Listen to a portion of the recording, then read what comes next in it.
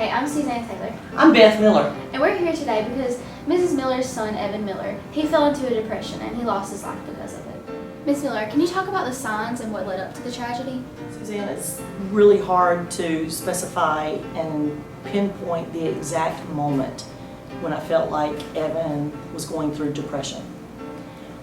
It's almost like in hindsight, I can go back and think whenever he was in like the 5th and 6th grade, he started having these feelings of someone holding him down at night when he was trying to sleep.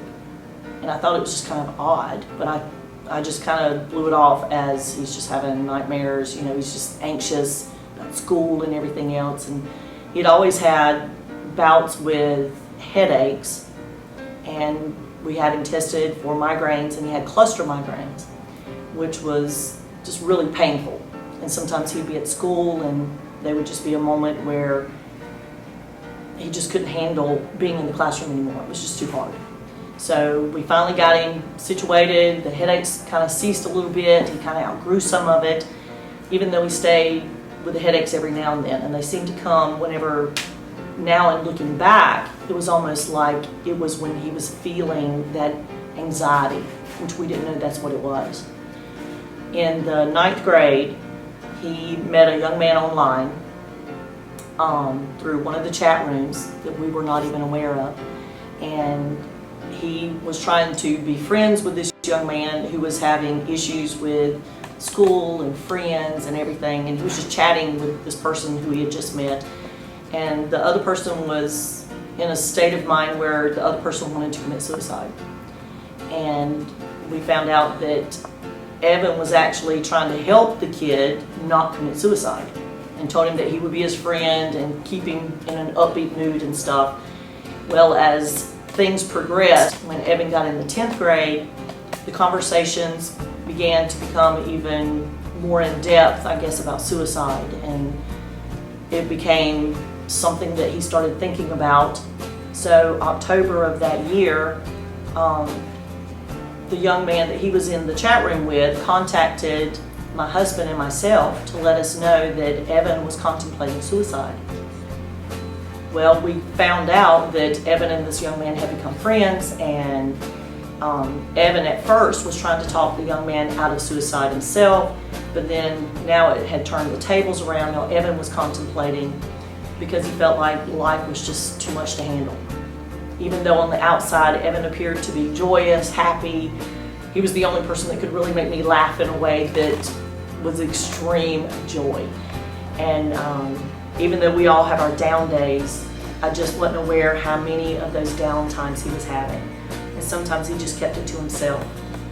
I noticed that he was becoming a little bit more withdrawn, and so even after we got Evan some help, we went to Greenleaf, and the doctors at the hospital said Evan was great. He was fine, there was nothing wrong with him.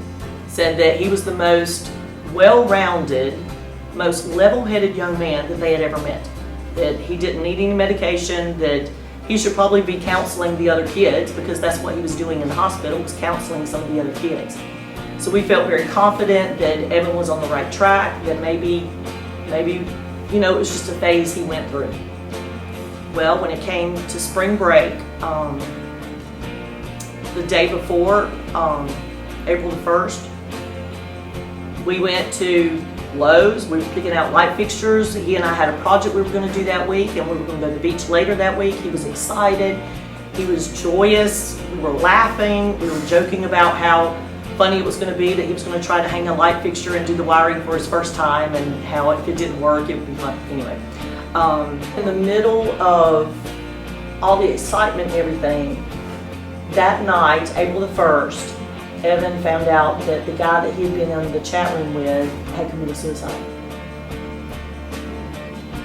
And it was a huge blow for Evan's emotional state. He instantly became withdrawn. It was almost as if the life had been sucked out of him. And so, unfortunately, Evan committed suicide the next day, the next morning. In the note that he left, he said that he was going to keep his promise for what he had promised the other young man. And it's a promise that I think if he could go back and change what transpired from that, I think he would have changed his mind. Because there was so much to live for, and for him to make that choice, it shouldn't have been the right choice for him to make. It should have been him living his full life and being able to share life with others. But unfortunately, that's the choice Evan made. Can you tell our viewers how you and your family have been coping with this from day to day? Coping with it is not easy. Some days are tough. Some days I don't want to get out of bed. Some days it's tough. It's really tough. But then a part of me says, you know, you cannot wallow in your sorrow. You have to move forward. So I try to focus on things that make me happy, things that mean a lot for the good of others. So I have pictures like this on my desk of Kara and Evan when they were little. This picture, I love to keep these pictures throughout my room because it reminds me of the happy moments or things that happened when they were little that used to make me smile. Like this one where Kara and Evan were telling each other secrets, and the photographer just happened to catch that moment. And Evan with his bare feet that are absolutely filthy, his dirty knees, shirt untucked, but yet it was the cutest moment. And things like, you gotta hold that for me. And this one where they had a picnic by this little stream that was down the road from our house. We had rode the four-wheeler down there, and they had made the most pitiful looking peanut butter and jelly sandwiches ever. But when I captured that picture, it was just a special moment. Or things like my family. My daughter, my husband, myself, and Evan, just a joyous time.